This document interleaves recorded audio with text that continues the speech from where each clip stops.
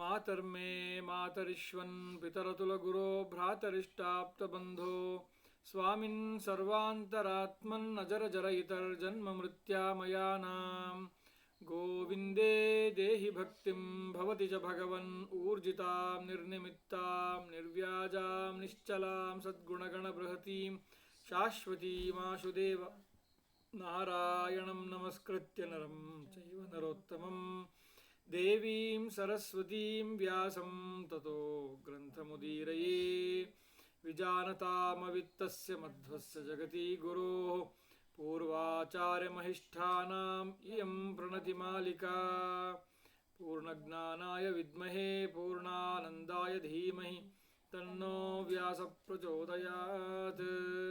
ಸೂಕ್ತಿರತ್ನಾಕರೇ ರಮ್ಯೆ ಮೂಲರಾಮಾಯಣಾರ್ಣವೆ ವಿಹರಂತೋ ಮಹೀಯಾಂ ಸಪ್ರೀಯಂತಾಂ ಗುರವೋ ಮಮ ವಾಲ್ಮೀಕೇರ್ಗೌ ಪುನೀಯಾನ್ನಃ ಮಹೀಧರಪದಾಶ್ರಯ ಯತ್ಕಾವ್ಯಮುಪಜೀವಂತಿ ಕವಯಸ್ತರಣಕಾ ಇವ ಕೂಜಂತಂ ರಾಮ ರಾಮೇತಿ ಮಧುರಂ ಮಧುರಾಕ್ಷರಂ ಆರುಹ್ಯ ಕವಿತಾ ಶಾಖಾಂ ವಂದೇ ವಾಲ್ಮೀಕಿಕೋಕಿಲಂ ಮನೋಜವಂ ಮಾರುತತುಲ್ಯವೇಗಂ ಜಿತೇಂದ್ರಿಯಂ ಬುದ್ಧಿಮತಾಂ ವರಿಷ್ಠಂ ವಾತಾತ್ಮಜಂ ವಾನರಯೂಥಮುಖ್ಯಂ ಶ್ರೀರಾಮದೂತಂ ಶರಣಂ ಪ್ರಪದ್ಯೆ. ವಾಲ್ಮೀಕಿ ರಾಮಾಯಣ ಅಯೋಧ್ಯಾಕಾಂಡ 50ನೇ ಸರ್ಗವನ್ನು ನಾವು ನೋಡ್ತಾ ಇದ್ವಿ. ಶ್ರೀರಾಮಚಂದ್ರ ಸುಮಂತ್ರ ಸಾರಥಿಯಾಗಿ ಶ್ರೀರಾಮ, ಸೀತೆ ಹಾಗೂ ಲಕ್ಷ್ಮಣನನ್ನು ಇಲ್ಲಿಗೆ ಗಂಗಾ ತೀರಕ್ಕೆ ಕರ್ಕೊಂಡು ಬಂದ. ಶೃಂಗವೇರಪುರ ಅಲ್ಲಿ ಅದು ಬಂದಿತ್ತು. ಆ ಗಂಗಾ ನದಿಯ ಬಗ್ಗೆ ನಾವು ಸಾಕಷ್ಟು ರಾಮ ಗಂಗೆ ನದಿಯನ್ನು ಹೇಗೆ ಕಂಡ, ಆ ಗಂಗಾ ನದಿಯ ವೈಭವವನ್ನು ವಾಲ್ಮೀಕಿ ನಮಗೆ ಕಟ್ಟಿಕೊಟ್ರು. ಅಲ್ಲಿ ಆ ಭಾಗದಲ್ಲಿ ಇದ್ದು ನಾವು ರಾಮ ಹೇಳ್ತಾನೆ ಸುಮಂತ್ರನಿಗೆ, ತಮೂರ್ಮಿ ಕಲಿಲಾವರ್ತಾಂ ಅನ್ವವೇಕ್ಷ್ಯ ಮಹಾರಥಃ ಸುಮಂತ್ರಮಬ್ರವೀತ್ ಸೂತಂ ಇಹಾದ್ಯ ವಸಾಮಹೇ. ಓ ಸುಮಂತ್ರನೇ, ಈ ಗಂಗೆಯ ಪರಿಸರದಲ್ಲೇ ಇವತ್ತು ನನಗೆ ಕಳಿಬೇಕು ಅನ್ನಿಸ್ತದೆ. ಈ ರಾತ್ರಿ ಆ ಗಂಗೆ ಹೇಗೆ ಕಾಣುತ್ತಾ ಇದ್ದಾಳೆ? ಆ ಗಂಗೆಯಲ್ಲಿ ಆ ನದಿಯಲ್ಲಿ ಅಲೆಗಳು ಬರ್ತಾ ಇದೆ, ಆಮೇಲೆ ಅಲ್ಲಲ್ಲಿ ಸುಳಿಗಳಿದೆ, ಶುಭ್ರವಾದ ನೀರು ಹರಿತಾ ಇದೆ. ಇಂಥ ಪುಣ್ಯ ನದಿಯನ್ನು ನಾನು ನೋಡಿಕೊಂಡು ಆ ಪ್ರಕೃತಿ ಸೌಂದರ್ಯದ ಈ ಸವಿತಾ ಈ ರಾತ್ರಿ ಇಲ್ಲೇ ಕಳಿಬೇಕು ಅನ್ನಿಸ್ತಾ ಇದೆ ನನಗೆ ಅಂತ ರಾಮ ಹೇಳ್ತಾನೆ. ಅವಿದೂರಾತ್ ಅಯಂ ನದ್ಯ ಬಹುಪುಷ್ಪ ಪ್ರವಾಲವಾನ್ ಸುಮಹಾನ್ ಇಂಗುದೀ ವೃಕ್ಷೋ ವಸಾಮೋತ್ರೈವ ಸಾರಥೇ. ಹೇಳ್ತಾನೆ, ನದಿಯ ಹತ್ತಿರದಲ್ಲೇ ಒಂದು ಮರ ಇದೆ. ಎಂಥ ಮರ? ಇಂಗುದಿ ವೃಕ್ಷ ಅಂತ ಸಂಸ್ಕೃತದಲ್ಲಿ ಹೇಳ್ತಾರೆ. ಅದನ್ನು ಕನ್ನಡದಲ್ಲಿ ಇಂಗಳೆ ಮರ ಅಂತ ಹೇಳ್ತಾರೆ. ಇವತ್ತು ಹೆಚ್ಚು ಪರಿಚಯ ಇಲ್ಲ ಜನಗಳಿಗೆ. ಅದು ಇಂಗುದಿ ವೃಕ್ಷ ಅಂತ, ಅದಕ್ಕೆ ಇಂಗಳೆ ಮರ ಅಂತಾರೆ. ಹಾಗಾಗಿ ನದಿಯ ಹತ್ತಿರದಲ್ಲೇ ಒಂದು ಒಳ್ಳೆಯ ಮರವಿದೆ, ಇಂಗುದಿ ವೃಕ್ಷ, ಇಂಗಳೆ ಮರ ಇದೆ. ಆ ಮರ ಹೇಗಿದೆ? ಬಹುಪುಷ್ಪ ಪ್ರವಾಲವಾನ್, ಅನೇಕ ಹೂಗಳಿಂದ ಕೂಡಿದೆ, ಎಳೆ ಎಳೆ ಚಿಗುರುಗಳಿಂದ ಕೂಡಿದೆ. ಅಂಥ ಮರದ ಬುಡದಲ್ಲಿ ಇವತ್ತು ನಾವು ಕಾಲ ಕಳೆಯೋಣ, ಅಲ್ಲೇ ಇರೋಣ, ತಂಗೋಣ ಅಂತ ಹೇಳಿದ ಸಾರಥಿಗೆ. ಪ್ರೇಕ್ಷಾಮಿ ಸರಿತಾಂ ಶ್ರೇಷ್ಠಾಂ ಸಮ್ಮಾನ್ಯ ಸಲಿಲಾಂ ಶಿವಾಂ ದೇವಮಾನವ ಗಂಧರ್ವ ಮೃಗಪನ್ನಗ ಪಕ್ಷಿಣಾಂ. ಇಲ್ಲಿ ಈ ಮರದ ಬುಡದಲ್ಲಿ ಕುಳಿತು ರಾತ್ರಿ ಆ ಗಂಗೆಯ ಸೌಂದರ್ಯವನ್ನು ನೋಡಬೇಕು. ಎಂಥ ಗಂಗೆ ಅವಳು! ಪ್ರೇಕ್ಷಾಮಿ ಸರಿತಾಂ ಶ್ರೇಷ್ಠಾಂ, ನದಿಗಳಲ್ಲೇ ಶ್ರೇಷ್ಠ ಯಾವುದು? ಗಂಗೆ. ಹಾಗಾಗಿ ಯಾವುದೋ ನೈಲ್ ನದಿ ಜಗತ್ತಿನ ಲಾಂಗೆಸ್ಟ್ ನದಿ ಇರ್ಬೋದು, ಅಮೆಝಾನ್ ನದಿ ಜಗತ್ತಿನ ವೈಡೆಸ್ಟ್ ನದಿ ಇರ್ಬೋದು, ಆದರೆ ಗಂಗೆ ಇರುವ ಪಾವಿತ್ರ್ಯ ಆ ನದಿಗಳಿಗೆ ಇಲ್ಲ. ಇದು ನಾವು ಯಾವುದೋ ಭಾವಾವೇಶದಿಂದ ಹೇಳಿರುವಂಥದ್ದಲ್ಲ. ವೇದಗಳಲ್ಲಿ, ಪುರಾಣಗಳಲ್ಲಿ, ಮಹಾಭಾರತ, ರಾಮಾಯಣ ಎಲ್ಲದೂ ಕೂಡ ಗಂಗಾ ನದಿ ಹೇಗೆ ನದಿಗಳಲ್ಲಿ ಶ್ರೇಷ್ಠ ಅನ್ನೋದನ್ನು ಮತ್ತೆ ಮತ್ತೆ ಎತ್ತಿ ಹೇಳಿದ್ದಾರೆ. ಹಾಗಾಗಿ ನಾವು ಭಾರತೀಯರು ಇದನ್ನು ಗಟ್ಟಿಯಾಗಿ ನಾವು ನಂಬಿದ್ದೇವೆ. ಆಗ ಅಂಥ ನದಿಗಳಲ್ಲಿ ಶ್ರೇಷ್ಠವಾದ ಗಂಗೆ ನದಿ ಎಂಥ ನದಿ? ಮಂಗಳವಾದ ಶುಭವಾದ ನೀರು ಹರಿತಾ ಇದೆ ಅವಳ ಗಂಗೆಯಲ್ಲಿ. ಸಮ್ಮಾನ್ಯ ಸಲಿಲಾಂ ಶಿವ. ಮತ್ತು ಆ ನದಿಯನ್ನು ಎಲ್ಲರೂ ಇಷ್ಟಪಡ್ತಾರೆ, ಎಲ್ಲರೂ ಗೌರವಿಸ್ತಾರೆ. ಯಾರ್ಯಾರು? ದೇವತೆಗಳು, ಮನುಷ್ಯರು, ಗಂಧರ್ವರು, ಪ್ರಾಣಿಗಳು, ಉರಗಗಳು, ಹಾವುಗಳು, ನಾಗಗಳು, ಪಕ್ಷಿಗಳು ಎಲ್ಲರೂ ಇಷ್ಟಪಡುವಂಥ, ಎಲ್ಲರೂ ಆಧರಿಸುವಂಥ, ಗೌರವಿಸುವಂಥ ನದಿ ಯಾವುದು? ಗಂಗೆ. ಅಂತಹ ಗಂಗೆಯನ್ನು ನೋಡ್ತಾ ಈ ರಾತ್ರಿ ಇಲ್ಲೇ ಕಳೆಯುತ್ತೀನಿ. ಲಕ್ಷ್ಮಣಶ್ಚ ಸುಮಂತ್ರಶ್ಚ ಬಾಢಮಿತ್ಯೇವ ರಾಘವಂ ಉಕ್ತ್ವಾ ತಮ್ ಇಂಗುದಿ ವೃಕ್ಷಂ ತದಾ ಉಪಯಾತು ಹಯೈಹಿ. ಆಯಿತು ಅಂತ ಲಕ್ಷ್ಮಣ ಸುಮಂತ್ರ ಇಬ್ಬರು ಹೇಳಿದ್ರು. ಅಂತ ಹೇಳಿದ ಮೇಲೆ ಸುಮಂತ್ರ ಏನು ಮಾಡ್ದ, ಆ ಇಂಗುದಿ ಮರದ ಹತ್ರ ತಗೊಂಡು ಹೋಗಿ ತಮ್ಮ ಇಂಗುದಿ ವೃಕ್ಷಂ ಆ ಕುದುರೆಯನ್ನು ಅಲ್ಲಿಗೆ ಹತ್ರ ತಗೊಂಡು ಹೋದ. ಆಮೇಲೆ ರಾಮೋಭಿಯಾಯ ತಂ ರಮ್ಯಂ ವೃಕ್ಷಮಿಕ್ಷ್ವಾಕು ನಂದನಃ ರಥಾದ ಅವತರತ್ ತಸ್ಮಾತ್ ಸಭಾರ್ಯ ಸಹ ಲಕ್ಷ್ಮಣ. ಸುಮಂತ್ರ ಏನು ಮಾಡ್ದ, ಆ ಮರದ ಹತ್ರ ಕರ್ಕೊಂಡು ಹೋಗಿ ರಾಮ ಸೀತೆ ಲಕ್ಷ್ಮಣರು ಇಳಿಯೋದಕ್ಕೆ ಅವಕಾಶ ಮಾಡಿಕೊಟ್ಟು ಆಮೇಲೆ ಏನು ಮಾಡ್ದ, ಅವನು ಕುದುರೆಗಳನ್ನು ರಥನ ಸ್ವಲ್ಪ ಪಕ್ಕಕ್ಕೆ ತಗೊಂಡೋಗಿ ಕುದುರೆಗಳ ರಥದಿಂದ ಬಿಚ್ಚಿದ. ಸೊ ಬಿಚ್ಚಿ ಏನು ಮಾಡ್ದ, ಕುದುರೆಗಳನ್ನ ಅಲ್ಲೇ ಹತ್ತಿರದಲ್ಲಿ ಕಟ್ಟಿ ಸುಮಂತ್ರ ಹಾಗೆ ರಾಮ ಲಕ್ಷ್ಮಣರು ಮರದ ಕೆಳಗಿದ್ರು, ಹೋಗಿ ರಾಮನ ಮುಂದೆ ಕೈ ಮುಗಿದು ನಿಂತುಕೊಂಡ ಸುಮಂತ್ರ. ಸುಮಂತ್ರೋಪ್ಯವತೀರ್ಯಾಥ ಮೋಚಯಿತ್ವಾ ಹಯೋತ್ತಮಾನ್ ವೃಕ್ಷಮೂಲಗತಂ ರಾಮಂ ಉಪತಸ್ಥೆ ಕೃತಾಂಜಲಿ. ಸ್ವಲ್ಪ ಮೊದಲೇ ಹೇಳಿದ ಅದನ್ನು, ಅಂದರೆ ಅವನು ಸುಮಂತ್ರ ಅವ್ರನ್ನ ಇಳಿಸಿ ಪಕ್ಕಕ್ಕೆ ಕರ್ಕೊಂಡು ಹೋಗಿ, ಅಂದರೆ ಕುದುರೆಗಳನ್ನು ಕಟ್ಟಿ ರಥದಿಂದ ಬಿಚ್ಚಿ ಕುದುರೆಗಳನ್ನು ಕಟ್ಟಿ ಅವಳಿಗೆ ನೀರು ಹುಲ್ಲು ಏನು ಬೇಕೋ ಅದು ಕೊಟ್ಟು ಮತ್ತೆ ಮರದ ಹತ್ರ ಬಂದು ಕೈ ಮುಗಿದುಕೊಂಡು ರಾಮ ಲಕ್ಷ್ಮಣರ ಸೀತೆಯ ಮುಂದೆ ನಿಂತ. ತತ್ರ ರಾಜ ಗುಹೋ ನಾಮ ರಾಮಸ್ಯ ಆತ್ಮಸಮಸ್ಸಖ ನಿಷಾದ ಜಾತ್ಯೋ ಬಲವಾನ್ ಸ್ಥಪತಿಶ್ಚೇತಿ ವಿಶ್ರುತಃ. ಅಷ್ಟೊತ್ತಿಗೆ ನದಿ ತೀರದಲ್ಲಿ ಒಂದು ಕಾಡಿತ್ತು. ಆ ಕಾಡಿನಲ್ಲಿ ಕಾಡು ಜನ ವಾಸ ಮಾಡ್ತಾ ಇದ್ರು. ಆ ಕಾಡು ಜನಕ್ಕೆ ಒಬ್ಬ ರಾಜ ಇದ್ದ, ಅವನ ಹೆಸರು ಗುಹ ಅಂತ. ಈ ಗುಹನಿಗೆ ರಾಮ ಬಂದಿದ್ದಾನೆ ಅಂತ ಗೊತ್ತಾಯಿತು. ಆದರೆ ಗುಹನಿಗೂ ರಾಮನಿಗೆ ಏನು ಸಂಬಂಧ ಅಂದರೆ, ರಾಮಸ್ಯ ಆತ್ಮಸಮಸ್ಸಕ, ನಾವು ಇಂಗ್ಲೀಷಲ್ಲಿ ಕ್ಲೋಸ್ ಫ್ರೆಂಡು, ಬೆಸ್ಟ್ ಫ್ರೆಂಡು ಏನೋ ಹೇಳ್ತಾರಲ್ಲ, ಸಂಸ್ಕೃತದ ಒಳ್ಳೆ ಪದ ಇದೆ, ಆತ್ಮಸಮಸ್ಸಕ. ಆತ್ಮಸಮಸ್ಸಕ ಅಂದರೆ ತನ್ನನ್ನು ತಾನು ಎಷ್ಟು ಇಷ್ಟಪಡ್ತಾನೋ ಅಷ್ಟೇ ಅವನನ್ನು ಇಷ್ಟಪಡ್ತಾನೆ ಅಂತ ಆತ್ಮಸಮಸ್ಸಕ. ಗುಹನಿಗೆ ರಾಮ ಅಂದರೆ ಅಷ್ಟು ಪ್ರೀತಿ, ರಾಮನಿಗೆ ಗುಹ ಅಂದರೆ ಅಷ್ಟು ಪ್ರೀತಿ. ಅದು ಹೇಗೆ ಪ್ರೀತಿ ಬೆಳೀತು ಅಂದರೆ, ರಾಮ ಇನ್ನೂ ಯುವರಾಜ ಆಗಿರಲಿಲ್ಲ, ಆದರೆ 12 ವರ್ಷ ಏನು ಅಯೋಧ್ಯೆಯಲ್ಲಿ ಇದ್ದ, ಆಗ ತಂದೆಯ ಕಾರ್ಯಭಾರವನ್ನು ನೋಡ್ಕೊಳ್ಳೋ ನಿಮಿತ್ತವಾಗಿ ಬೇರೆ ಬೇರೆ ದೇಶದ ರಾಜರುಗಳನ್ನು ನೋಡಬೇಕಾಗಿತ್ತು. ಕೆಲವು ಸರಿ ದುಷ್ಟರನ್ನು ಸದೆ ಬಡಿಯೋದಕ್ಕೆ ಅವ್ರ ಮೇಲೆ ಯುದ್ಧ ಹೋಗಬೇಕಾಗಿತ್ತು. ಆಮೇಲೆ ಬೇರೆ ಬೇರೆ ಕಾರಣಗಳು ಹೋಗಬೇಕಾಗಿತ್ತು. ಆಗ ಈ ಗುಹನ ಪರಿಚಯ ಆಗಿ ಅವರಿಬ್ಬರ ಮಧ್ಯೆ ಒಳ್ಳೆ ಸ್ನೇಹ ಬಾಂಧವ್ಯ ಬೆಳೆದು ಬಹಳ ಆತ್ಮೀಯ ಸ್ನೇಹಿತರಾಗ್ಬಿಟ್ರು. ಅದನ್ನು ಹಾಗಾಗಿ ಗುಹನಿಗೆ ಗೊತ್ತಾಯಿತು, ತನ್ನ ಆಪ್ತ ಸ್ನೇಹಿತ ಆತ್ಮಸಮಸ್ಸಕ ರಾಮ ಬಂದಿದ್ದಾನೆ ಅಂತ ಗೊತ್ತಾಯಿತು. ನಿಷೇಧ ಜಾತಿ, ಅವನು ನಿಷೇಧ ಜಾತಿಯಲ್ಲಿ ಹುಟ್ಟಿರುವವನು. ನಿಷೇಧರು ಅಂದರೆ ಬೇಡರು.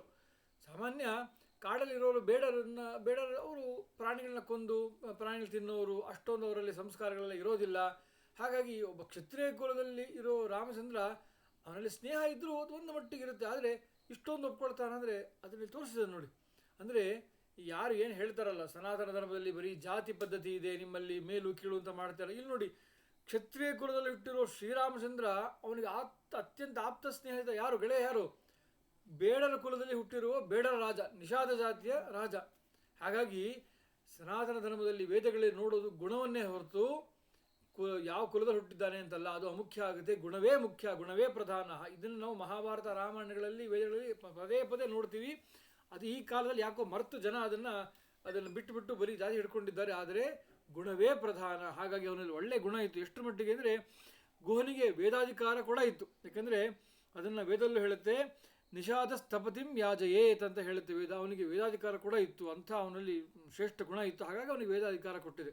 ಹೇಗೆ ವೇದವ್ಯಾಸರು ಹುಟ್ಟಿದ್ದು ಒಬ್ಬ ಮತ್ಸ್ಯಕನ್ಯೆಯಲ್ಲಿ ಅಲ್ವಾ, ಆದರೆ ಸಮಸ್ತ ವೇದವಾಂಗ್ಮಯ ಬಂದಿದ್ದೇ ಅವರಿಂದ ಅಲ್ವಾ. ಹಾಗೆ ವಾಲ್ಮೀಕಿಗಳು ಅವರಂತೂ ವರುಣದೇವನ ಮಗ, ಅವರು ನಮಗೆ ಎಷ್ಟೊಂದು ಇದನ್ನು ಕೊಟ್ಟಿದ್ದಾರೆ.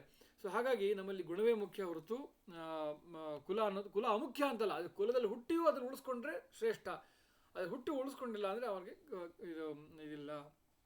ನಿಷೇಧ ಜಾತ್ಯೋ ಬಲವಾನ್ ಸ್ಥಪತಿಶ್ಚೇತಿ ವಿಶ್ರುತಃ. ಆ ಗುಹ ಅನ್ನುವನು ಕಾಡಿನ ಬೇಡರಿಗೆಲ್ಲ ರಾಜ ಅವನು. ಹಾಗಾಗಿ ಅವನು ಎಲ್ಲರಲ್ಲೂ ಇಡೀ ಕಾಡಲ್ಲಿ ಅವನು ಎಲ್ಲರಿಗೂ ಚೆನ್ನಾಗಿ ಅವನು ಎಲ್ಲರ ಒಡೆಯ. ಸಶ್ರುತ್ವ ಪುರುಷವ್ಯಾಘ್ರಂ ರಾಮಂ ವಿಷಯಮಾಗತಂ ವೃದ್ಧೈಃ ಪರಿವೃತೋ ಮಾತ್ಯೈಃ ಜ್ಞಾತಿಭಿಶ್ಚಾಪ್ಯ ಉಪಾಗತಃ. ತನ್ನ ಆಪ್ತ ಸ್ನೇಹಿತ ರಾಮ ಬಂದಿದ್ದಾನೆ ಅಂತ ತಿಳಿದು ಕೂಡಲೇ ರಾಮನನ್ನು ಕಾಣಬೇಕು ಅಂತ ಅವನು ದಡ ಓಡಿ ಬಂದ. ಒಬ್ಬನೇ ಬಂದ ಇಲ್ಲ, ತನ್ನ ಕುಲದ ಹಿರಿಯರನ್ನು ಕೂಡಿಕೊಂಡು, ಆಮೇಲೆ ತನ್ನ ಪರಿವಾರದವರನ್ನು ಕೂಡಿಕೊಂಡು, ತನ್ನ ಅಮಾತ್ಯರ ಜೊತೆ ಕೂಡಿಕೊಂಡು ಎಲ್ಲರನ್ನು ಕರ್ಕೊಂಡು ರಾಮನನ್ನು ಆಹ್ವಾನ ಮಾಡೋದಕ್ಕೆ, ಅವನನ್ನು ಆಮಂತ್ರಿಸೋದಕ್ಕೆ ಅವನೇ ನಡೆದು ಬಂದ. ತಥೋ ನಿಷಾದಾಧಿಪತಿಂ ದೃಷ್ಟ್ವಾ ದೂರಾದ್ ಉಪಸ್ಥಿತಂ ಸಹ ಸೌಮಿತ್ರಿಣ ರಾಮ ಸಮಾಗಚ್ಚದ್ ಗುಹೇನ ಸಹ. ರಾಮ ಲಕ್ಷ್ಮಣರು ಸೀತರು ಬರ್ತಾ ಇದ್ದಾರೆ, ದೂರದಲ್ಲಿ ನೋಡ್ತಾನೆ, ರಾಮ ಗುಹ ಬರ್ತಾ ಇದ್ದಾರೆ ಅಂತ ಗೊತ್ತಾಗುತ್ತೆ. ಅವನೊಬ್ಬನೇ ಬರ್ತಾ ಇಲ್ಲ, ಸಮಸ್ತ ಪರಿವಾರ ಸಮೇತ ಬರ್ತಾ ಇದ್ದಾನೆ. ರಾಮನು ಕೂಡ ಬಹಳ ಸಂತೋಷ ಆಗಿ ರಾಮ ಲಕ್ಷ್ಮಣರು ಅವ್ರ ಕಡೆ ಹೆಜ್ಜೆ ಬೇಗ ಬೇಗ ಇಟ್ಟು ಗುಹನ್ನು ಹೋಗಿ ನೋಡಬೇಕು ಅಂತ ರಾಮನಿಗೂ ಇಷ್ಟ ಆಯಿತು. ಹೊರಟ. ತಮ್ ಆರ್ತಃ ಸಂಪರಿಶ್ವಜ್ಯ ಗುಹೋ ರಾಘವಬ್ರವೀತ್. ಆದರೆ ರಾಮನ ನೋಡಿ ಗುಹನಿಗೆ ಬಹಳ ಸಂಕಟ ಆಯಿತು, ಬಹಳ ನೋವಾಯಿತು. ಯಾಕೆಂದರೆ ರಾಮನನ್ನು ಹಿಂದೆ ಕಂಡಿದ್ದು ರಾಜ ಪೋಷಾಕಿನಲ್ಲಿ, ರಾಜ ಉಡುಗೆಯಲ್ಲಿ ನೋಡಿದ್ದ. ರೇಷ್ಮೆ ಬಟ್ಟೆ, ವಸ್ತ್ರ, ಒಳ್ಳೆ ಆಭರಣಗಳು ಎಲ್ಲ ಹಿಡಿದು ರಾಮ ಕಂಡ. ಆದರೆ ಈಗ ತಪಸ್ಸುಗಳ ಥರ ನಾರುಡೆಯನ್ನು ಉಟ್ಕೊಂಡು ಬಂದಿದ್ದಾನೆ. ಅದು ನೋಡಿ ಬಹಳ ಸಂಕಟ ಆಗ್ಬಿಡ್ತು. ಆದರೂ ಅವನು ಬಂದು ರಾಮನ ಗಟ್ಟಿಯಾಗಿ ತಪ್ಪಿಕೊಂಡ. ಸಂಪರಿಶ್ವಜ್ಯ ಗುಹೋ ರಾಘವ ಬ್ರವೀತ್. ರಾಮನಿಗೆ ಹೇಳ್ದ, ಯಥಾಯೋಧ್ಯ ತಥೇದಂತೆ ರಾಮ ಕಿಂ ಕರವಾಣಿತೆ. ರಾಮ, ಅಯೋಧ್ಯ ಇಲ್ಲದೆ ಇದ್ರೇನು, ಇದನ್ನೇ ಅಯೋಧ್ಯ ಅನ್ಕೋ, ಇದೆಲ್ಲವೂ ನಿನ್ನದೇ. ಹೇಳು, ನಾನಿನ್ನ ದಾಸ, ನನ್ನಿಂದ ಏನು ಸೇವೆ ಆಗಬೇಕು ಹೇಳು ರಾಮ ಅಂತ ರಾಮನಿಗೆ ಕೇಳಿದ. ಈದೃಶಂ ಹಿ ಮಹಾಬಾಹೋ ಕಹ ಪ್ರಾಪ್ಸ್ಯತಿ ಅತಿಥಿಂ ಪ್ರಿಯಂ ತಥೋ ಗುಣವದ್ ಅನ್ನಾದ್ಯಂ ಉಪಾದಾಯ ಪೃಥಗ್ವಿಧಂ. ಅವನು ಹೇಳ್ತಾನೆ ರಾಮನಿಗೆ, ನನ್ನಂಥ ಭಾಗ್ಯಶಾಲಿ ಇವತ್ತು ಯಾರಿದ್ದಾರೆ? ಯಾಕೆಂದರೆ ನಿನ್ನಂಥ ಅತಿಥಿ ಬರೋದು ಎಷ್ಟು ದುರ್ಲಭ. ನೀನು ನನ್ನ ಮನೆ ಬಂದುಬಿಟ್ಟಿದ್ದೀಯಾ. ಹಾಗಾಗಿ ಅವನು ಬರುವಾಗ ಸುಮ್ಮನೆ ಬರಲಿಲ್ಲ, ರಾಮನಿಗೆ ಉಪಚಾರ ಮಾಡೋದಕ್ಕೆ ಅಂತ ಬಗೆಬಗೆಯಾದ ಅಡುಗೆಗಳನ್ನು ಕೂಡಲೇ ಮಾಡಿಸ್ಕೊಂಡೆ ತಂದುಬಿಟ್ಟಿದ್ದಾನೆ. ಹೇಳ್ತಾರೆ ನೋಡಿ, ಗುಣವದ್ ಅನ್ನಾದ್ಯಂ ಉಪಾದಾಯ. ಅನೇಕ ಥರ ಅನ್ನಗಳು, ಅದು ಮುಂದೆ ಏನು ಅಂತ ಹೇಳ್ತಾರೆ. ರಾಮನಿಗೆ ಉಪಚಾರಕ್ಕೆ ಅಂತ ಒಳ್ಳೊಳ್ಳೆ ತಿನಿಸುಗಳು, ಭಕ್ಷ್ಯ ಭೋಜ್ಯಗಳೆಲ್ಲ ತಂದು ಬಿಟ್ಟಿದ್ದಾನೆ ರಾಮನ ಉಪಚಾರಕ್ಕೆ ಅಂತ ಹೇಳ್ತಾನೆ. ನಿನ್ನಂಥ ಅತಿಥಿ ನನಗೆ ನೆಲೆ ಬರಬೇಕು. ಹಾಗಾಗಿ ರಾಮಚಂದ್ರ, ಅಯೋಧ್ಯೆ ಇಲ್ಲದೆ ಏನಂತೆ, ಅಯೋಧ್ಯೆ ನಿನಗೆ ಹೇಗೋ ಇದು ನಿನಗೆ ಹಾಗೇನೆ. ಇದು ನನ್ನ ರಾಜ್ಯ ಅಲ್ಲ, ನಿನ್ನ ರಾಜ್ಯ. ನನ್ನ ಸೇವೆ ಏನಾಗಬೇಕಾಗಿದೆ ಹೇಳು. ಆಮೇಲೆ ಹೇಳ್ತಾನೆ, ಅರ್ಘ್ಯಂ ಚೋಪಾನ ಶೀಘ್ರಂ ವಾಕ್ಯಂ ಚೇದವಾಚಃ. ಬೇಗನೆ ಕೂಡಲೇ ಅರ್ಘ್ಯಪಾದ್ಯಗಳನ್ನು ತರಿಸಿ ರಾಮನ ಕಾಲನ್ನು ತೊಳೆದು ಕೈಗಳನ್ನು ತೊಳೆದು ಆ ಅರ್ಘ್ಯಪಾದ್ಯ ಏನೇನು ಅತಿಥಿಗಳು ಬಂದಾಗ ಸೇವೆ ಆಗಬೇಕು, ರಾಮ ಲಕ್ಷ್ಮಣ ಸಿದ್ಧರಿಗೆ ಅರ್ಘ್ಯಪಾದ್ಯ ಸೇವೆಯನ್ನೆಲ್ಲ ಕೊಟ್ಟು ಆಮೇಲೆ ರಾಮನಿಗೆ ಹೇಳ್ತಾನೆ, ಸ್ವಾಗತಂ ತೇ ಮಹಾಬಾಹೋ ತವೇಯಂ ಅಖಿಲಾಮಹಿ. ನೀನು ಬಂದಿದ್ದು ಬಹಳ ಒಳ್ಳೆಯದಾಯಿತು ರಾಮ. ಇದೆಲ್ಲವೂ ನನ್ನ ಭೂಮಿ ಅಂತೇನಿದೆ, ಇದ್ಯಾವುದು ನನ್ನದಲ್ಲ, ಇದೆಲ್ಲವೂ ನಿನ್ನದೇ. ನಮ್ಮನ್ನು ಆಳುವ ಪ್ರಭು ನೀನು ಅಂತ ರಾಮನಿಗೆ ಹೇಳಿದ. ವಯಂ ಪ್ರೇಷ್ಯ ಭವಾನ್ ಭರ್ತ ಸಾಧುರಾಜ್ಯಂ ಪ್ರಸಾದಿನಃ. ವಯಂ ಪ್ರೇಷ್ಯ ಅಂದರೆ ದಾಸರು, ನಾವೆಲ್ಲರೂ ನಿನ್ನ ದಾಸರು ರಾಮ. ಭವಾನ್ ಭರ್ತ, ನಮ್ಮ ಪ್ರಭು, ನಮ್ಮ ಒಡೆಯ ನೀನು. ಸಾಧುರಾಜ್ಯಂ ಪ್ರಸಾದಿನಃ, ನನ್ನ ಈ ಒಳ್ಳೆಯ ರಾಜ್ಯವನ್ನು ನೀನು ಆಳು, ಇದನ್ನು ನೀನು ಶಾಸನ ಮಾಡು. ಭಕ್ಷ್ಯಂ ಭೋಜ್ಯಂ ಚ ಪೇಯಂ ಚ ಲೇಹ್ಯಂ ಚೈತದುಪಸ್ಥಿತಂ. ನೋಡು ರಾಮಚಂದ್ರ, ನಿನ್ನ ಸತ್ಕಾರಕ್ಕಾಗಿ ಭಕ್ಷ್ಯ ಭೋಜ್ಯ ಪೇಯ ಲೇಹ್ಯ ಇದನ್ನೆಲ್ಲ ತಂದಿದ್ದೀನಿ. ನಮ್ಮಲ್ಲಿ ಯಾವಾಗಲೂ ತಿನಿಸುಗಳನ್ನು 4 ಥರ ವಿಂಗಡಣೆ ಮಾಡ್ತಾರೆ: ಭಕ್ಷ್ಯ, ಭೋಜ್ಯ, ಪೇಯ ಮತ್ತು ಲೇಹ್ಯ. ಭಕ್ಷ್ಯ ಅಂದ್ರೇನು? ಕಡಿದು ತಿನ್ನುವಂಥದ್ದು ಅಥವಾ ಸಿಹಿ ಪದಾರ್ಥ, ಆಮೇಲೆ ಕರೆದಿದ್ದ ತಿಂಡಿ, ಹುರಿದಿದ್ದು, ಇದನ್ನೆಲ್ಲ ಭಕ್ಷ್ಯ ಅಂತ ಹೇಳ್ತಾರೆ. ಅದು ಕಡಿದು ತಿನ್ನುವಂಥದ್ದು ಸಾಮಾನ್ಯ. ಭೋಜ್ಯ ಅಂದರೆ ಅಗಿದು ತಿನ್ನುವಂಥದ್ದು, ವಿಶೇಷವಾಗಿ ಕೆಲವು ಹೋಳಿಗೆ ಇತ್ಯಾದಿ, ಅನ್ನ ಚಪಾತಿ ಈ ಥರದ್ದು ಅಗಿದು ತಿನ್ನುವಂಥದ್ದು, ಅದು ಭೋಜ್ಯ. ಭಕ್ಷ್ಯ ಸಾಮಾನ್ಯ ಸಿಹಿ ತಿಂಡಿ ಕರೆದಿದ್ದೆಲ್ಲ ಭಕ್ಷ್ಯಕ್ಕೆ ಬರುತ್ತೆ. ಭೋಜ್ಯ ಅಂದರೆ ಅನ್ನ ಸಾಂಬಾರು ಚಪಾತಿ ರೊಟ್ಟಿ ಇದೆಲ್ಲ ಭೋಜ್ಯಕ್ಕೆ ಬರುತ್ತೆ. ಇನ್ನು ಇದು ಪೇಯ ಅಂದರೆ ಕುಡಿಯುವಂಥದ್ದು, ಡ್ರಿಂಕ್ಸ್, ಏನೇನು ಕುಡಿಯೋಕ್ಕೆ ಒಳ್ಳೊಳ್ಳೆ ಹಣ್ಣಿನ ರಸ, ಆ ರಸ ಈ ರಸ ಅದೆಲ್ಲ ಕುಡಿಯೋಕ್ಕೆ ರಸಗಳು. ಲೇಹ್ಯ ನೆಕ್ಕೋದಕ್ಕೆ ಏನೇನು ಇರುತ್ತೆ, ಕೆಲವು ಉಪ್ಪಿನಕಾಯಿ ಇತ್ಯಾದಿ ನೆಕ್ಕುವಂಥದ್ದು, ಅದೆಲ್ಲ ಲೇಹ್ಯಕ್ಕೆ ಬರುತ್ತೆ. ಈ ಥರ 4 ಥರದ್ದನ್ನು ನಿನ್ನ ಉಪಚಾರಕ್ಕಾಗಿ ತಂದಿದ್ದೀನಿ ರಾಮ. ಆಮೇಲೆ ಅಷ್ಟೇ ಇಲ್ಲ, ಶಯನಾನಿ ಚ ಮುಖ್ಯಾನಿ ವಾಜಿನಾಂ ಖಾದನಂ ಚತೆ. ನಿನಗೆ ಮಲಗೋದಕ್ಕೆ ಒಳ್ಳೆ ಹಾಸಿಗೆಯನ್ನು ತಯಾರು ಮಾಡಿದ್ದೀನಿ. ಆಮೇಲೆ ನಿನ್ನ ಕುದುರೆಗಳಿಗೆ ಆಹಾರವನ್ನು ತಂದಿದ್ದೀನಿ. ಇಷ್ಟೆಲ್ಲವನ್ನು ನಿನಗಾಗಿ ತಂದಿದ್ದೀನಿ. ನೀನು ಇದನ್ನೆಲ್ಲ ಸ್ವೀಕರಿಸಬೇಕು, ನಮ್ಮನ್ನು ಆಳಬೇಕು. ನಾವೆಲ್ಲ ನಿನ್ನ ದಾಸರು, ನೀವು ನಮ್ಮ ರಾಜ ಅಂತ ಅವನು ಭಿನ್ನವಿಸ್ಕೊಳ್ತಾನೆ ರಾಮನಲ್ಲಿ. ಗುಹಮೇವಂ ಬ್ರುವಾಣಂತು ರಾಘವ ಪ್ರತ್ಯುವಾಚಃ. ಯಾವಾಗ ಗುಹ ಇದನ್ನು ಹೇಳ್ತಾನೆ ಅದನ್ನು ಕೇಳಿ ಶ್ರೀರಾಮಚಂದ್ರ ಉತ್ತರಿಸ್ತಾನೆ, ಅರ್ಚಿತಾಶ್ಚೈವ ಹೃಷ್ಟಾಶ್ಚ ಭವತಾ ಸರ್ವದಾ ವಯಂ. ನಿನ್ನ ಏನೇ ನನಗೆ ಅರ್ಪಿಸಿದೆಯಾ ಅದರಿಂದ ನಮಗೆ ಬಹಳ ಸಂತೋಷ ಆಗಿದೆ ಗುಹ. ಅಚ್ಯುತಾಶ್ಚೈವ ಹೃಷ್ಟಾಶ್ಚ, ಬಹಳ ಸಂತೋಷವಾಗಿಬಿಟ್ಟಿದೆ ನಮಗೆ ಭಗವತ್. ಯಾಕಂದರೆ ನೀನು ಮಾಡೋದ್ರಿಂದ ನಮಗೆ ಯಾವಾಗಲೂ ಸಂತೋಷ. ಈಗಂತೂ ಇನ್ನೂ ವಿಶೇಷ ಮಾಡಿದೆ. ಯಾಕೆಂದರೆ ಪದ್ಭ್ಯಾಂ ಅಭಿಗಮಾಚ್ಚೈವ ಸ್ನೇಹ ಸಂದರ್ಶನೇನ ಚ. ಈಗಂತೂ ನೀನು ಈ ಸಮಸ್ತ ಕಾಡಿನ ರಾಜ, ಕಾಡು ಎಲ್ಲ ನಿಷಾದರ ರಾಜ, ನಮ್ಮನ್ನು ನೋಡೋದಕ್ಕೆ ಅಂತ ನಡೆದುಕೊಂಡು ಬಂದಿದ್ಯಾ. ರಾಜನಾದವನು ಸಹ ನಡ್ಕೊಂಡು ಬರಲ್ಲ, ಕುದುರೆ ಮೇಲೋ ಆನೆ ಮೇಲೋ ಬರಬೇಕು. ಕಾಡಲ್ಲಿದ್ರೆ ಏನಂತೆ ಬರ್ಬೋದು, ಅದರ ಅಥವಾ ಪಲ್ಲಕ್ಕಿಯಲ್ಲಿ ಹೊತ್ಕೊಂಡು ಬರ್ತಾರೆ ಒಂದು ಜನ. ಹಾಗಿಲ್ಲ, ನನಗೋಸ್ಕರ ನಡ್ಕೊಂಡು ಬಂದಿದ್ಯಾ, ಸಮಸ್ತ ಪರಿವಾರದ ಜೊತೆ ಬಂದಿದ್ಯಾ, ಇಷ್ಟೆಲ್ಲ ತಂದಿದ್ದೀಯಾ. ಹಾಗಾಗಿ ನಿನಗೆ ನಮ್ಮ ಬಗ್ಗೆ ಇರೋ ಪ್ರೀತಿ ಭಕ್ತಿ ಏನಂತ ಗೊತ್ತಿದೆ. ಹಾಗಾಗಿ ನಿನ್ನ ಪ್ರೀತಿ ನಮಗೆ ಬಹಳ ಸಂತೋಷ ಆಗಿದೆ ನಮಗೆ. ಭುಜಾಭ್ಯಾಂ ಸಾಧುವೃತ್ತಾಭ್ಯಾಂ ಪೀಡೆಯನ್ ವಾಕ್ಯಮಬ್ರವೀತ್. ಹಾಗಾಗಿ ಅದು ಇದಿಷ್ಟು ಹೇಳಿದ್ಮೇಲೆ ಬಹಳ ಪ್ರೀತಿಯಿಂದ ರಾಮ ಹೋಗಿ ಗುಹನನ್ನು ಗಟ್ಟಿಯಾಗಿ ತಬ್ಕೊಂಡು ಬಿಡ್ತಾನೆ. ತಬ್ಕೊಂಡು ಮೊದಲು ತಬ್ಕೊಂಡು ತನ್ನ ಪ್ರೀತಿಯಿಂದ, ಅಂದರೆ ಎಷ್ಟು ನನಗೂ ಪ್ರೀತಿ ಇದೆ ಅಂತ ರಾಮ ತಬ್ಕೊಂಡು ಅವನಿಗೆ ಪ್ರೀತಿಯನ್ನು ತೋರಿಸಿ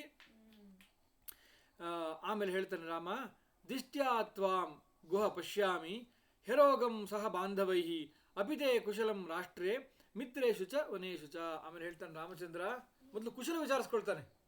ರಾಮ ಭಾಳ ಮೊದಲು ಅವನ ಆತಿಥ್ಯವನ್ನು ಸ್ವೀಕರಿಸಿ ಭಾಳ ಸಂತೋಷ ಆಯಿತು ಅಂತ ಹೇಳ್ತಾನೆ. ನೀನು ನಡ್ಕೊಂಡು ಬಂದಿದ್ದೆ ನಮ್ಮ ನೋಡೋಕ್ಕೆ, ಪರಿವಾರ ಸಮೇತ ಬಂದಿದ್ಯಾ, ಇಷ್ಟೆಲ್ಲ ತಂದಿದ್ಯಾ, ಭಾಳ ಸಂತೋಷ ಅಂತ ಹೇಳ್ತಾನೆ. ಆಮೇಲೆ ತಬ್ಕೊಂಡು ಆಮೇಲೆ ಹೇಳ್ತಾನೆ ದಿಷ್ಟ್ಯಾತ್ವ ಗುಹ ಪಶ್ಯಾಮಿ. ಹೇಳ್ತಾನೆ, ದೇವರ ದಯೆಯಿಂದ ನೀನು ಆರೋಗ್ಯವಾಗಿ ಕಾಣಿಸ್ತಾ ಇದೆಯಾ, ಅಂದರೆ ಯಾವುದೇ ರೋಗ ಇಲ್ಲ, ಮಾನಸಿಕ ದೈಹಿಕ ರೋಗ ಇಲ್ಲ, ಆರೋಗ್ಯವಾಗಿ ಕಾಣಿಸ್ತಾ ಇದೆಯಾ. ನಿನ್ನ ಬಂಧುಗಳು ಬಂದಿದ್ದಾರೆ ಇಲ್ಲಿ, ಅವರು ಎಲ್ಲ ಆರೋಗ್ಯವಾಗಿ ಕಾಣಿಸ್ತಾ ಇದ್ದಾರೆ ಅಂತ ಹೇಳಿ ಆಮೇಲೆ ಹೇಳ್ತಾನೆ, ನಿನ್ನ ರಾಷ್ಟ್ರದಲ್ಲಿ ಎಲ್ಲವೂ ಕ್ಷೇಮ ತಾನೆ. ಆಮೇಲೆ ನಿನ್ನ ಮಿತ್ರರು, ಸ್ನೇಹಿತರು, ಅಕ್ಕಪಕ್ಕದ ರಾಜರು, ಅವರೆಲ್ಲ ಅವ್ರ ಜೊತೆ ಎಲ್ಲ ಬಾಂಧವ್ಯ ಚೆನ್ನಾಗಿದೆ ತಾನೆ.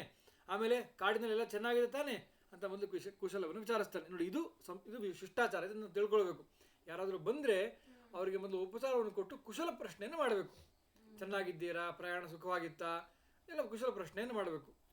ಆಮೇಲೆ ಮುಂದೆ ಮಾತಾಡಿಸೋದು. ಆಮೇಲೆ ಹೇಳ್ತಾನೆ ರಾಮಚಂದ್ರ, ಯತ್ವಿಧಂ ಭವತಾ ಕಿಂಚಿತ್ ಪ್ರೀತ್ಯ ಸಮುಪಕಲ್ಪಿತಂ ಸರ್ವಂ ತದನುಜಾನಾಮಿ ನೈವರ್ತೆ ಪ್ರತಿಗ್ರಹೇ. ರಾಮ ಹೇಳ್ತಾನೆ, ನಮಗೆ ಗೊತ್ತಿದೆ ನಮ್ಮ ಉಪಚಾರಕ್ಕಾಗಿ ಎಲ್ಲ ತಂದಿದ್ದೀಯಾ ನೀನು, ಭವತಾ ಕಿಂಚಿತ್ ಪ್ರೀತ್ಯ ಸಮುಪಕಲ್ಪಿತ, ಆದರೆ ಇದು ಯಾವುದನ್ನೂ ನಾನು ಮನಸಾ ಸ್ವೀಕರಿಸಿದ್ದೀನಿ, ಆದರೆ ಹಾಗೆ ಇದೆ ನಾನು ತಿನ್ನೋದಕ್ಕೆ ಆಗೋದಿಲ್ಲ. ಮನಸ್ಸಿನಲ್ಲಿ ನೀನು ಉಪಚಾರವನ್ನು ಸ್ವೀಕರಿಸಿದ್ದೀನಿ, ನೀನು ಪ್ರೀತಿಯನ್ನು ತಗೊಂಡಿದ್ದೀನಿ, ಆದರೆ ನಾನು ಇದನ್ನು ತಿನ್ನೋದಕ್ಕೆ ಸರ್ವಂ ತದ್ ಅನುಜಾನಾಮಿ ನಹಿ ವರ್ತೆ ಪ್ರತಿಗ್ರಹೇ. ನಾನೊಂದು ಇದನ್ನು ನಾನು ಸ್ವೀಕರಿಸೋದಕ್ಕೆ ಆಗೋದಿಲ್ಲ. ಯಾಕೆ ಅಂತ ಹೇಳ್ತಾನೆ, ಕುಶಚೀರಾಜನಧರಂ ಫಲಮೂಲಾಶನಂ ಚ ಮಾಂ ವಿದ್ಧಿ ಪ್ರಣಿಹಿತಂ ಧರ್ಮೇ ತಾಪಸಂ ವನಗೋಚರಂ. ನಾನು ತಪಸ್ವಿಯಾಗಿ ಕಾಡಿನಲ್ಲಿ ವಾಸ ಮಾಡಬೇಕು ಅಂತ ತಂದೆಯ ಮಾತಿನಂತೆ ಬಂದಿದ್ದೀನಿ. ಹಾಗಾಗಿ ನಾನು ನೋಡು, ನಾನು ತಪಸ್ವಿಗಳ ಥರ ಕುಶಚೀರ ಜನಧರ್ಮ. ನೋಡಿ, ಕಾಡಿನಲ್ಲಿರುವಾಗ ರಾಮ 2-3 ಥರ ಬಟ್ಟೆ ಹಾಕ್ಕೊಳ್ಬೋದು. ಯಾವುದು? ಕುಶ ಅಂದರೆ ದರ್ಬೆಯಿಂದ ಮಾಡಿರೋ ಬಟ್ಟೆ, ಅದು ತರಿ ಇರುತ್ತೆ, ಒರಟಾಗಿರುತ್ತೆ. ಇಲ್ಲ ಮರದ ತೊಗಟೆಯಿಂದ ಮಾಡಿರೋ ಬಟ್ಟೆ, ಇಲ್ಲ ಜಿಂಕೆ ಚರ್ಮ, ಇಷ್ಟೇ, ಇನ್ನು ಯಾವುದು ಹಾಕೊಳ್ಳೋಂಗಿಲ್ಲ. ಯಾಕಂದ್ರೆ ತಪಸ್ಸುಗಳ ಬಟ್ಟೆ ಇಷ್ಟೇ. ಕುಶ ಚೀರ ಜಿನಧರಂ. ಆಮೇಲೆ ಕಾಡಿನಲ್ಲಿದ್ದಾಗ ಏನು ತಿನ್ಬೇಕು ನಾನು? ಕಾಡಿನ ಸಹಜವಾಗಿ ಸಿಗೋ ಹಣ್ಣು ಅಥವಾ ಕಾಡಿನಲ್ಲಿ ಸಿಗೋ ಏನಾದರೂ ಮೂಲಗಳು ಅಂದರೆ ಬೇರುಗಳು, ಇಷ್ಟೇ ತಿನ್ನಬೇಕು. ಏನೋ ಬೇಯಿಸ್ಕೊಂಡು ತಿಂದೆ, ಯಾಕಂದರೆ ಇಲ್ಲಿ ತಂದಿರೋ ಅನ್ನಗಳೇನು, ಅದು ಹಾಲಿನಿಂದ ಮಾಡಿರ್ತಾರೆ. ಕಾಡಲ್ಲಿ ಹಸು ಸಾಕೋಂಗಿಲ್ಲ ಅಲ್ವಾ. ಸೊ ಆದರೆ ಇದು ಅವನು ತಂದಿರೋ ಅನ್ನ ಬಹುಶಃ ಹಾಲಲ್ಲಿ ಬೇಯಿಸಿರ್ತಾರೆ, ರಾಮನಿಗೆ ಚೆನ್ನಾಗಿ ಆಗಲಿ ಅಂತ. ಎಣ್ಣೆಯಲ್ಲಿ ತುಪ್ಪದಲ್ಲಿ ಕರೆದಿರ್ತಾರೆ. ಇನ್ನು ಅದು ಯಾವುದು ಕಾಡಲ್ಲಿ ಸಿಗೋದಿಲ್ಲ. ಹಾಗಾಗಿ ಕಾಡಿಗೆ ಬಂದು ನಾಡಿನ ಆಹಾರ ತಿಂದರೆ ಅದು ವನವಾಸದ ಮಾತು ಕೊಟ್ಟಿದ್ದು ಮುರಿದಂಗಾಗುತ್ತೆ. ಯಾಕಂದರೆ ಕೈಕೆ ಹೇಳಿದ್ದು ತಪಸ್ವಿ ಥರ ಇರಬೇಕು ನೀನು ಅಂತ. ತಪಸ್ವಿಗಳು ಹೆಂಗೆ ತಿಂತಾರೆ? ಹಣ್ಣು, ಬಿದ್ದಿರೋ ಎಲೆ ಅಥವಾ ಮರದ ಬೇರೆಗಳು ಇಷ್ಟೇ ತಿನ್ನೋದು. ಹಾಗಾಗಿ ರಾಮ ಹೇಳ್ತಾನೆ, ನಾನು ಇಷ್ಟೇ ತಿನ್ನಬೇಕಪ್ಪ, ಇದಲ್ಲದೆ ಬೇರೆ ತಿಂದರೆ ನಾನು ಮಾತಿಗೆ ತಪ್ಪದಾಗ ಆಗುತ್ತೆ. ಹಾಗಾಗಿ ನಾನು ಉಡೋದು ಇಷ್ಟೇ, ತಿನ್ನೋದು ಇಷ್ಟೇ. ವಿದ್ಧಿ ಪ್ರಣಿಹಿತಂ ಧರ್ಮೆ. ಯಾಕೆಂದರೆ ಇದು ನಾನು ಮಾತು ಕೊಟ್ಟಿದ್ದೀನಿ, ನಿನಗೆ ತಿಳಿದಿರಲಿ, ಇದು ಧರ್ಮ, ನಾನು ಮಾತು ಕೊಟ್ಟಿದ್ದೀನಿ. ಪ್ರಣೀತಂ ಧರ್ಮೇ ತಾಪಸಂ ವನಗೋಚರಂ. ತಪಸ್ಸುಗಳ ಥರ ನಾನು ಕಾಡಿನಲ್ಲಿ ಇರೋಕೆ ಬಂದಿರೋದು ಅಂತ ಹೇಳ್ತಾನೆ. ಇನ್ನೊಂದು ನೆನಪಿರಲಿ ನಮಗೆ, ರಾಮ ಇಡೀ ವನವಾಸದಲ್ಲಿ ಎಲ್ಲೂ ಕೂಡ ಯಾವುದೇ ನಗರಗಳಿಗೆ ಅಂದರೆ ವಸತಿ ಇರೋ ಜಾಗಕ್ಕೆ ಹೋಗೋದಿಲ್ಲ. ಉದಾಹರಣೆಗೆ ಇಲ್ಲಿ ಗುಹ ಇದ್ದಾನೆ, ಗುಹನ ಆ ಕಾಡಿನ ರಾಜ್ಯದ ಒಳಗೆ ಹೋಗೋದಿಲ್ಲ. ಅವನು ಗಂಗಾ ತೀರದಲ್ಲಿ ಏನಿದ್ದಾನೆ ಅದು ಗುಹನ ರಾಜ್ಯದ ಬಾರ್ಡರ್. ಅದು ಅವನು ಕಾಡಿನ ರಾಜ ಏನಾಗಿದ್ದಾನೆ ಅದರ ಬಾರ್ಡರ್, ಅದರ ಆಚೆ ನಿಂತುಕೊಂಡಿದ್ದಾನೆ. ಆ ವಿಷಯ ತಿಳಿದು ಗುಹ ಓಡಿ ಬಂದು ರಾಮನನ್ನು ನೋಡ್ತಾನೆ ಸತ್ಕಾರ ಮಾಡೋದಕ್ಕೆ ಅಂತ. ರಾಮ ಗುಹನ ರಾಜ್ಯದೊಳಗೆ ಕಾಡಿನ ರಾಜ್ಯದೊಳಗೆ ಪ್ರವೇಶ ಮಾಡಲ್ಲ. ಮುಂದೆ ಆಂಜನೇಯ ಸುಗ್ರೀವ ಸಿಕ್ಕಿದಾಗಲೂ ಕೂಡ ಕಿಷ್ಕಿಂಧ ದೇಶದ ಒಳಗೆ ರಾಮ ಪ್ರವೇಶ ಮಾಡೋದಿಲ್ಲ, ಕಿಷ್ಕಿಂಧೆಯಲ್ಲಿ ಸುಗ್ರೀವ ಇರ್ತಾನೆ, ರಾಮ ದೂರದಲ್ಲಿ ಕಾಡಿನಲ್ಲಿರ್ತಾನೆ. ಲಂಕೆ ಒಳಗೋಗಿ ಯುದ್ಧ ಮಾಡಲ್ಲ, ಲಂಕೆ ಆಚೆ ನಿಂತು ಯುದ್ಧ ಮಾಡ್ತಾನೆ ರಾಮ. ಅಂದರೆ ಎಷ್ಟು ಮಟ್ಟಿಗೆ ಕೊಟ್ಟ ಮಾತನ್ನು ನಡೆಸ್ಕೊಂಡಿದ್ದಾನೆ ಅಂದರೆ, ವನವಾಸದ ಏನು ಹೇಳ್ತಾನೆ ಕೈಕೇಯಿ, ತಪಸ್ವಿ ಥರ ಇರಬೇಕು, ಇದು ನಾರುಡೇನು ಉಡಬೇಕು, ಆಮೇಲೆ ಸಿಗೋ ಹಣ್ಣು, ಕಾಡಿಗೆ ಸಿಗೋ ಹಣ್ಣು ಬೇರೆಯವರಷ್ಟೇ ತಿನ್ನಬೇಕು ಅಂತ ಹೇಳಿದ ಅದನ್ನು ಚದೂ ತಪ್ಪದೆ ಪಾಲನೆ ಮಾಡಿದ್ದಾನೆ ರಾಮಚಂದ್ರ. ಎಲ್ಲೂ ಅದನ್ನು ಮುರಿದಿಲ್ಲ. ಯಾವುದೇ ಕಿಷ್ಕಿಂಧೆಗೆ ಹೋಗಿಲ್ಲ, ಲಂಕೆಯೊಳಗೆ ಪ್ರವೇಶ ಮಾಡಿಲ್ಲ, ಇಲ್ಲಿ ಗುಹನ ಅರಣ್ಯದಲ್ಲಿ ಪ್ರವೇಶ ಮಾಡಿಲ್ಲ. ಹಾಗೆ ಅಷ್ಟು ಮಟ್ಟಿಗೆ ಒಂದು ಮಾತು ಕೊಟ್ಟಾದರೆ ರಾಮ ಅದನ್ನು ಅಷ್ಟು ಮಟ್ಟಿಗೆ ಪಾಲನೆ ಮಾಡಿದ್ದಾನೆ, ಅದನ್ನು ತಪ್ಪದೆ ಪಾಲನೆ ಮಾಡಿದ್ದಾನೆ ಅನ್ನೋದನ್ನು ನಾನು ಗಮನಿಸ್ಕೊಳ್ಬೇಕು.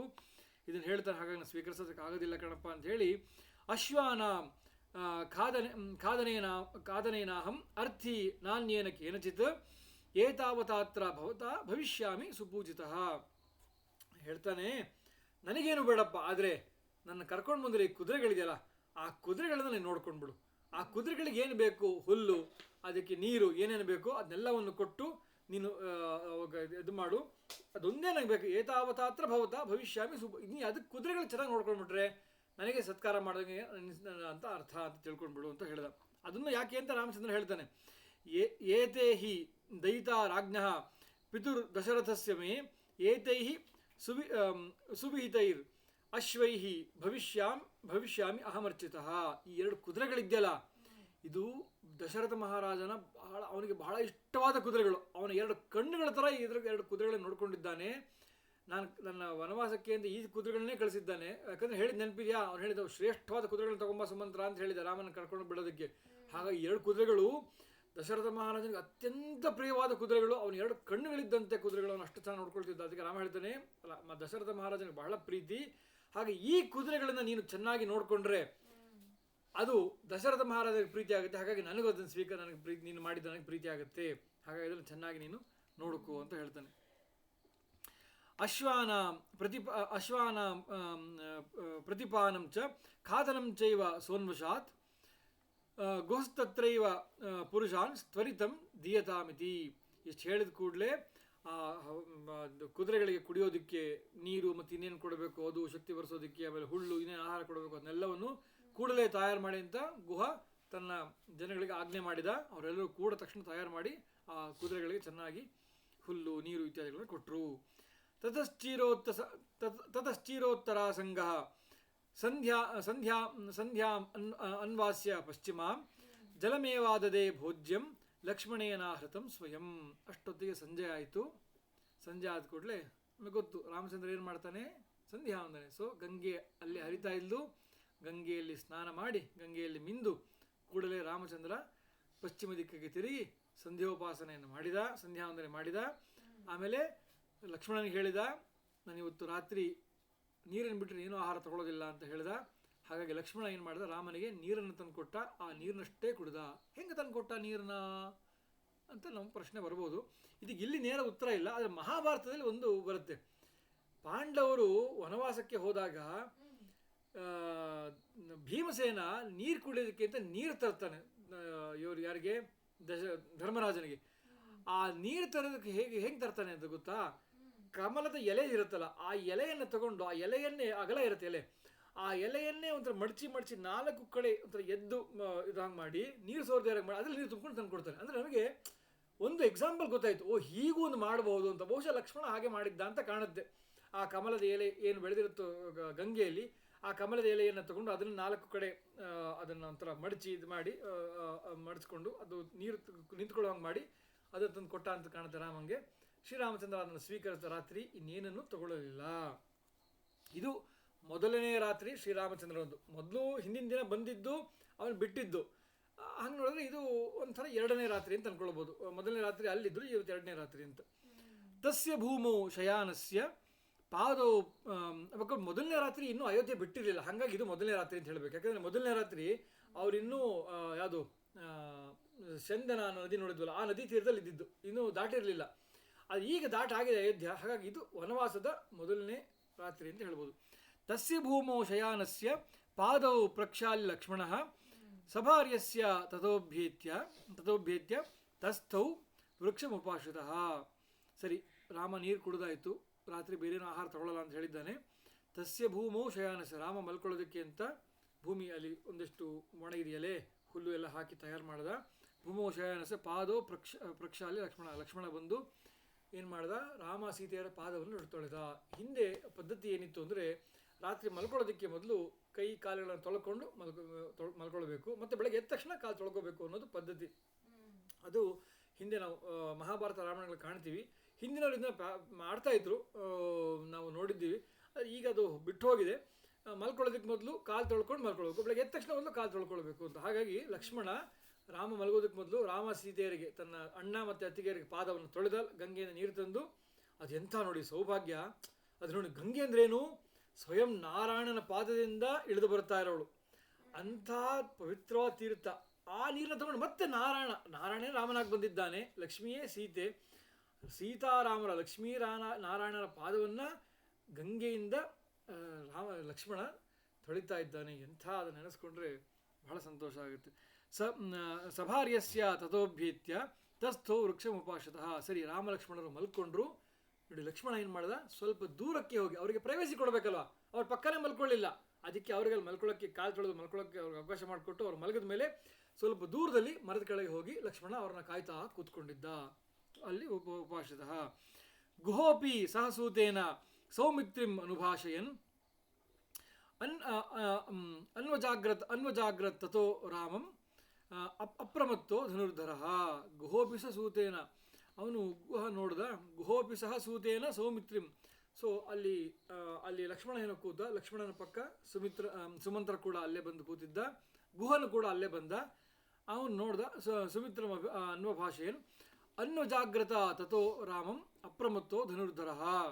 ಹಾಗಾಗಿ ಅವರೆಲ್ಲರೂ ಕೂಡ ಬಿಲ್ಲನ್ನು ಹಿಡ್ಕೊಂಡು, ಬಾಣವನ್ನು ಹಿಡ್ಕೊಂಡು ಎಚ್ಚರದಲ್ಲಿ ಇಡೀ ರಾತ್ರಿ ಮಲಗದೇನೆ ರಾಮ ಸೀತೆಯರನ್ನು ರಕ್ಷಣೆ ಮಾಡ್ತಾ ಸುತ್ತ. ಯಾಕಂದರೆ ಕಾಡು ಪ್ರಾಣಿಗಳು ಬರ್ಬೋದು, ಯಾರೋ ದುಷ್ಟರು ಬರ್ಬೋದು ತೊಂದರೆ ಕೊಡೋಕ್ಕೆ. ಹಾಗೆ ರಾಮನ ಸೀತೆಯರಿಗೆ ಏನು ತೊಂದರೆ ಆಗಬಾರ್ದು ಅನ್ನೋ ಥರ ಎಲ್ಲರೂ ಇಡೀ ರಾತ್ರಿ ರಾಮ ಸೀತೆಯರನ್ನು ಕಾಯ್ತಾ, ಗುಹ, ಲಕ್ಷ್ಮಣ ಮತ್ತು ಸುಮಂತ್ರರು ಎದ್ದು ಕಾಯ್ತಾ ಇದ್ರು.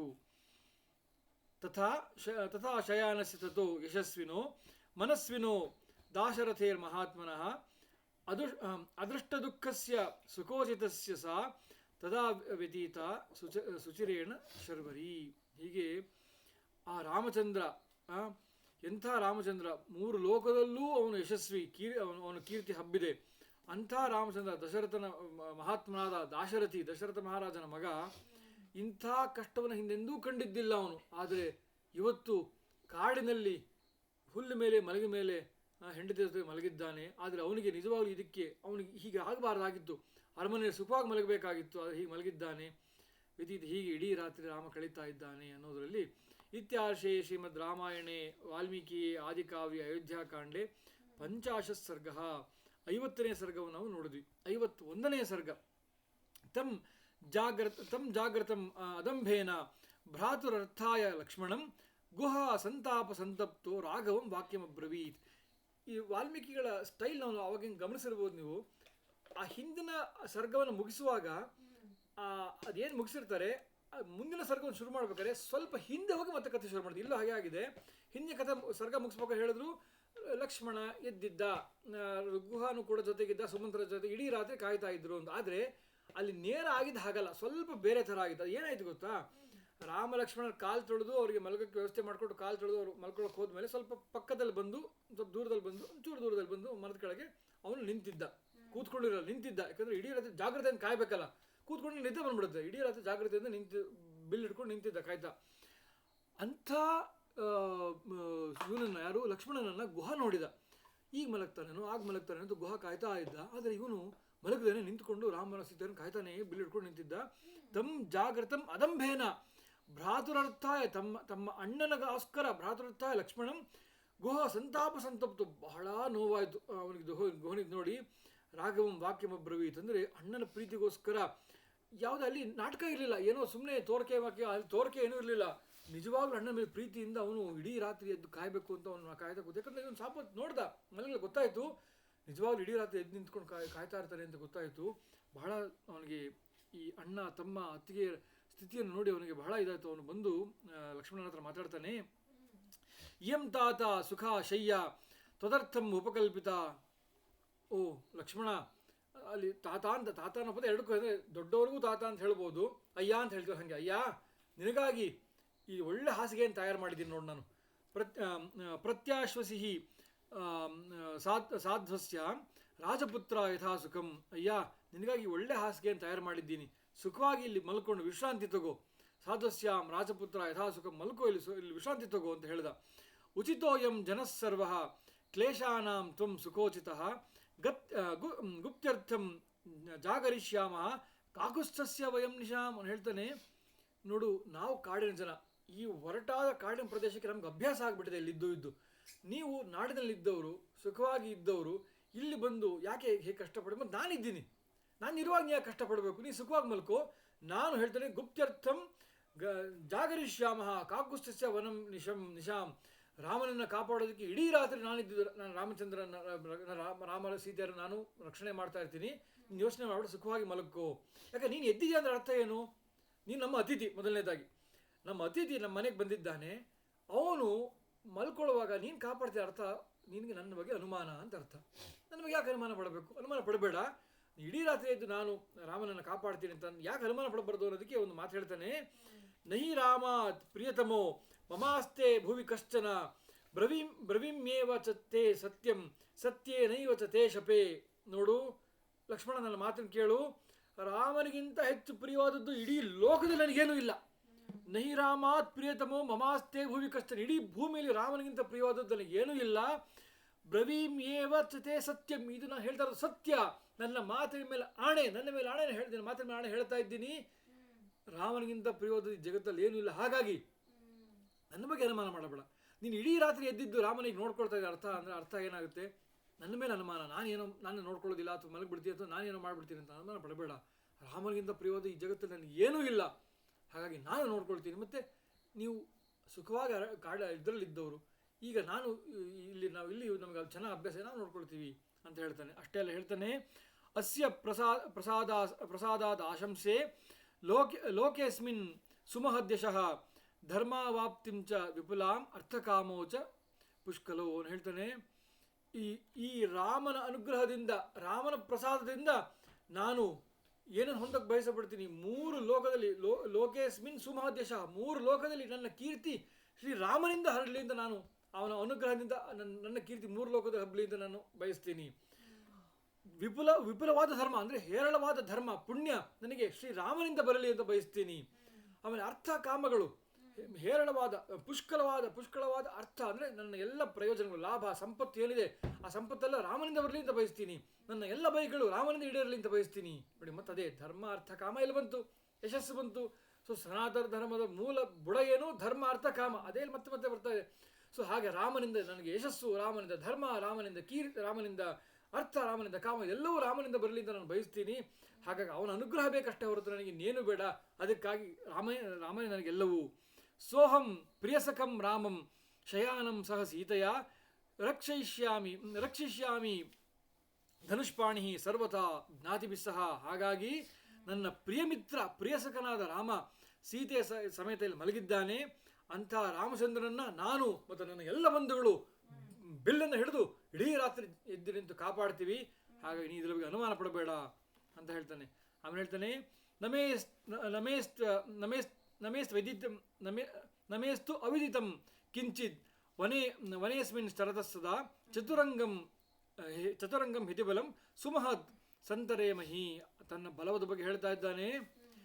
ನಾನು ಈ ಕಾಡಿನ ರಾಜ, ಈ ಕಾಡಿನ ಇಂಚಿಂಚು ನನಗೆ ಗೊತ್ತಿದೆ. ಹಾಗಾಗಿ ಈ ಕಾಡಿನಲ್ಲಿಗೆ ಪರಿಚಯ ಇಲ್ಲದವರೋ ಜಾಗವೇ ಇಲ್ಲ. ಇನ್ನು ಕಾಡಿನ ಬಗ್ಗೆ ಗೊತ್ತು. ಕಾಡಿನಿಂದ ಆಚೆಗೆ ಯಾರಾದರೂ ಚದುರಂಗ ಸೈನ್ಯ ತಗೊಂಡು, ಚದುರಂಗ ಅಂದರೆ ಆನೆ, ಕುದುರೆ, ಕಾಲಾಳು, ಇನ್ಫ್ಯಾಂಟ್ರಿ ಮತ್ತು ರಥಗಳನ್ನು ತಗೊಂಡು ಯುದ್ಧ ಮಾಡಕ್ಕೆ ಬಂದರೆ ಅಂದರೆ ತಲೆ ಕೆಡಿಸ್ಕೋಬೇಡ. ಬಯಲಲ್ಲಿ ಓಪನ್ ಗ್ರೌಂಡಲ್ಲಿ ಯುದ್ಧ ಮಾಡೋದೇ ಬೇರೆ, ಕಾಡಲ್ಲಿ ಯುದ್ಧ ಮಾಡೋದೇ ಬೇರೆ. ನಾವು ಶಿವಾಜಿ ಮಹಾರಾಜ್ ಬಗ್ಗೆ ಕೇಳಿದ್ವಿ. ಇತ್ತೀಚೆಗೆ ಛಾವಾಸಿನ ಮೊದಲು ಸ್ವಲ್ಪ ಸಂಭಾಜಿ ಮಹಾರಾಜ್ ಬಗ್ಗೆ ತೋರಿಸಿ. ಯಾಕಂದ್ರೆ ಕಾಡಲ್ಲಿ ಯುದ್ಧ ಮಾಡೋದು ಬಹಳ ಕಷ್ಟ. ಎಲ್ಲಿ ಯಾವ ಕಡೆ ಎಲ್ಲಿ ಗುಂಡಿ ಇದೆ, ಯಾವ ಮರದಿಂದ ಹಾರ್ತಾರೆ, ಎಲ್ಲಿಂದ ಬರ್ತಾರೆ, ಏನೂ ಗೊತ್ತಾಗೋದಿಲ್ಲ. ಹಾಗಾಗಿ ಅವನು ಹೇಳ್ತಾನೆ ನಮೇಸ್ತಿ ಅವಿದಿತಂ ಕಿಂಚಿತ್. ಈ ಕಾಡಿನಲ್ಲಿ ಗೊತ್ತಿಲ್ಲದೆ ಇರೋಂಥದ್ದು ಏನೂ ಇಲ್ಲ, ಎಲ್ಲ ಒಂದು ನಿಂಚು ನನಗೆ ಗೊತ್ತಿದೆ. ಚದುರಂಗ ಸೈನ್ಯ ತಗೊಂಡು ಯಾರೋ ಯುದ್ಧ ಮಾಡಕ್ಕೆ ಬಂದ್ರು ನಾವು ಅವ್ರನ್ನ ಹೇಗೆ ಅವ್ರು ನಾಶ ಮಾಡಬೇಕು ನಂಗೆ ಗೊತ್ತಿದೆ. ನೀನು ಭಯಪಡಬೇಡ, ರಾಮಸೀತೆಯರನ್ನು ನಾನು ನನ್ನ ಬಂಧುಗಳ ಜೊತೆ ಕಾಪಾಡ್ತೀನಿ ಇಡೀ ರಾತ್ರಿ ಎದ್ದು, ಇದು ನನ್ನ ಭಾಗ್ಯ ಅಂತ ಅವನು ಹೇಳ್ತಾನೆ. ಅಂತ ಗುಹಾ ತನ್ನ ಭಕ್ತಿಯನ್ನು, ರಾಮನಲ್ಲಿರುವ ಭಕ್ತಿಯನ್ನು, ಪ್ರೀತಿಯನ್ನು ಹೇಳುವಾಗ ಇವತ್ತಿನ ಸಮಯ ಆಗಿದೆ. ಮತ್ತೆ ನಾವು ನಾಳೆ ಸೇರಿದಾಗ ಶ್ರೀರಾಮ ಕಥೆಯನ್ನು, ರಾಮಾಯಣ ಕಥೆಯನ್ನು ನಾವು ಆಸ್ವಾದನೆ ಮಾಡೋಣ ಅಂತ ಹೇಳ್ತಾ ಈ ರಾಮಕಥೆಯನ್ನು ದೇವರು ಸಮರ್ಪಣೆ ಮಾಡೋಣ. ಶ್ರೀಕೃಷ್ಣ ಅರ್ಪಣಮಸ್ತು.